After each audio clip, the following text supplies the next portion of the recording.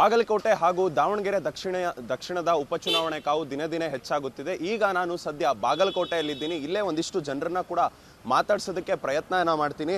Sir ನಮಸ್ತೆ, ಇವತ್ತು ಬಾಗಲಕೋಟೆಯಲ್ಲಿ ಇದ್ದೀರಾ, ಹೆಂಗ್ ಅನಿಸ್ತಿದೆ ಸರ್? ಕರೆಂಟ್ ಸಿಚುವೇಶನ್ ಯಾರಿಗೆ ಪ್ಲಸ್ ಇದೆ ಅನಿಸುತ್ತೆ?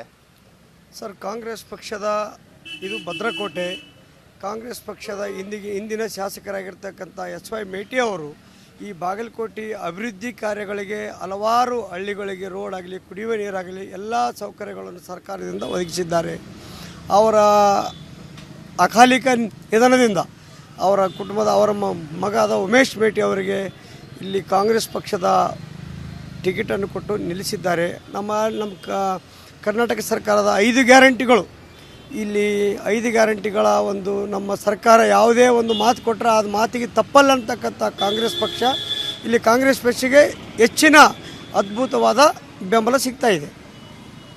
ಸರ್, ಜೊತೆಗೆ ಈಗಾಗಲೇ ಎಚ್.ವೈ. ಮೇಟಿ ಅವ್ರ ಪುತ್ರ ಆದಂಥ ಉಮೇಶ್ ಮೇಟಿ ಅವ್ರಿಗೆ ಟಿಕೆಟ್ ಕೊಡುವಂಥ ಸಂದರ್ಭದಲ್ಲಿ ಒಂದಿಷ್ಟು ಗೊಂದಲ ಕೂಡ ಉಂಟಾಗಿತ್ತು. ಬೇರೆಯವ್ರಿಗೆ ಟಿಕೆಟ್ ಕೊಡಬೇಕು ಅಂತ ಅವ್ರು ಬೇರೆ ಸಹೋದರರು ಕೂಡ ಒಂದಿಷ್ಟು ಟಿಕೆಟ್ ಫೈಟ್ ನಡೆದಿತ್ತು. ಅದೇನಾದರೂ ಡ್ಯಾಮೇಜ್ ಆಗ್ಬೋದಾ ಕಾಂಗ್ರೆಸ್ಗೆ ಅನ್ಸುತ್ತೆ? ಅದು ನೋಡ್ರಿ, ಕುಟುಂಬದಲ್ಲಿ ನನಗೂ ಬೇಕು ನಿನಗೂ ಬೇಕು ಅಂತಕ್ಕಂಥ ಸಾಮಾನ್ಯವಾದಂಥ ಮಾತು. ಈಗ ನಮ್ಮ ಕಾಂಗ್ರೆಸ್ ಪಕ್ಷದ ಅಧ್ಯಕ್ಷರು ಮಾನ್ಯ ಮುಖ್ಯಮಂತ್ರಿಗಳು ಅವ್ರನ್ನೆಲ್ಲ ಸುಮ್ಮನೆ ಕರೆಸಿ ಸಂಧಾನ ಮಾಡಿ ಅವರ ಒಮ್ಮತದಲ್ಲಿದ್ದೇ ಒಬ್ಬ ಅಭ್ಯರ್ಥಿಯನ್ನು ಆಯ್ಕೆ ಮಾಡಿದ್ದಾರೆ. ಅದರಲ್ಲಿ ಯಾವುದೇ ಥರದ ಗೊಂದಲ ಇಲ್ಲ. ಜೊತೆಗೆ ಇಲ್ಲಿ ಚರಂತಿ ಮಟ್ಟ ಅವರು ನಿಂತಿದ್ದಾರೆ, ಅವರಿಗೂ ಕೂಡ ಒಂದು ರೀತಿಯಾದ ಹೆಸರು ಕೂಡ ಇದೆ, ಅಭಿವೃದ್ಧಿಯ ಹರಿಕಾರ ಅಂತ. ಅದೇನಾದರೂ ನಿಮಗೆ ಹಿನ್ನಡೆ ಆಗುತ್ತಾ ಕಾಂಗ್ರೆಸ್ಗೆ ಅಂತ ಅನ್ಸುತ್ತಾ?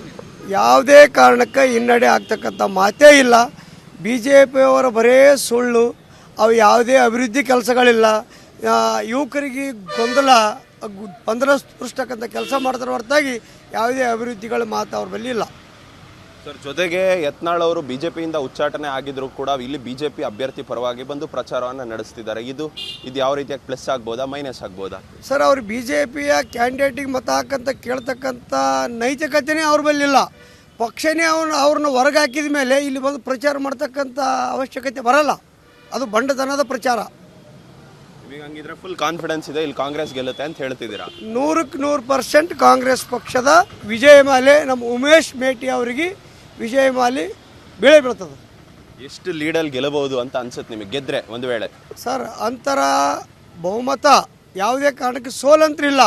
100% ಗೆಲ್ತೀವಿ ಅನ್ನೋದು ನಮ್ಮ ಆತ್ಮವಿಶ್ವಾಸ ಇದೆ. ಸರ್, ನಿಮಗೇನು ಅನಿಸುತ್ತೆ?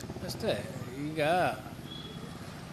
ನಾವು ಈ ಕ್ಷೇತ್ರದಲ್ಲಿ ನಮ್ಮ ಕಾಂಗ್ರೆಸ್ ಅಭ್ಯರ್ಥಿ ಗೆಲುವು ನಿಶ್ಚಿತ, ಅದರಲ್ಲಿ 2 ಮಾತಿಲ್ಲ.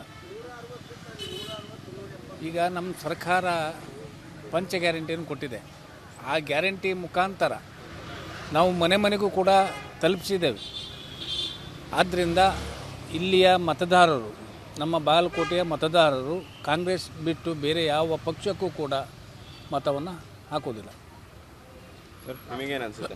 ಏನಿಲ್ಲ, ನಮ್ಮದು ನಮ್ಮ ಸರ್ಕಾರದ ಪಂಚ ಗ್ಯಾರಂಟಿಗಳದಾವಲ್ಲ, ಇವು ಯಾವತ್ತು ಈ ಭಾಗದಲ್ಲಿ ನಮ್ಮನ್ನು ಕೈ ಹಿಡಿತಾವೆ. ಮತ್ತು ಅದ್ರ ಜೊತೆಯಲ್ಲಿ ಒಂದು ಮೇಟಿಯವರ ಅಕಾಲಿಕ ನಿಧನದಿಂದ ಉಂಟಾದಂಥ ಅನುಕಂಪ ಉಮೇಶ್ ಮೇಟಿಯವರಿಗೆ ಬರುತ್ತೆ.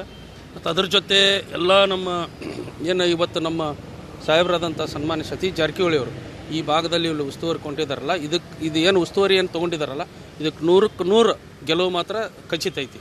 ಇಷ್ಟು ಮಾತ್ರ ನಾವು ಹೇಳ್ತೀವಿ. ಏನು ಹೇಳ್ತೀರಾ ಸರ್? ಕಾಂಗ್ರೆಸ್ ಗೆಲ್ತ್ರಿ.